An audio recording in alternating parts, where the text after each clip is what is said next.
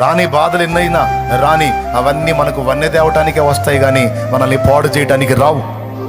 రాని హింసలు ఎన్నన్నా రాని, అవన్నీ మనల్ని షైనప్ చేయడానికి వస్తాయి, మనల్ని షార్ప్ చేయడానికి వస్తాయి తప్ప మనల్ని పాడు చేయడానికి రావు. ఎందుకంటే ఏదొచ్చినా మన తండ్రికి తెలియకుండా ఏది రాదు. అదే ముందు చెప్పాడు, నీ తల వెంట్రుకలు మొత్తం లెక్కేశాను, నీ అడుగులు లెక్కేశాను, నీ మాటలు లెక్కేశాను, నువ్వు కూర్చుంటే లెక్కేశాను, నువ్వు నిలబడితే లెక్కేశాను, నీ దినములన్నీ లెక్కేశాను, నీ కన్నీటి చుక్కలు లెక్కేశాను. నా దేవుడు మాట్లాడాడు. అంత శ్రేష్టంగా మన కోసం కాచుకొని కనిపెట్టుకున్న దేవుడు, ఆయనకి తెలియకుండా వస్తాయా ఏమైనా? ఏమయ్యా, ఆయనకి తెలియకుండా ఏవి రావు. వచ్చినాయి అంటే మనకు వన్నె తేవటానికే వచ్చినాయి. ఏ వచ్చినా మనకు మేలు కోసమే వచ్చినాయి. ఏ వచ్చినా మనల్ని షార్ప్ చేయటానికి, పదును చేయటానికి, షైన్ అప్ చేయటానికి వచ్చినాయి. అవన్నీ మన మేలు కోసమే మన తండ్రి రప్పించాడు, రప్పిస్తున్నాడు.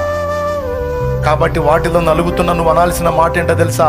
సమస్తము సమకూర్చి నా మేలుకు జరిగించగల నా దేవుణ్ణి బట్టి నేను అంటున్నాను, నేనైతే చావను, సజీవుడనై సజీవురాలనై ఉండి నా దేవుని క్రియలను వివరించదను.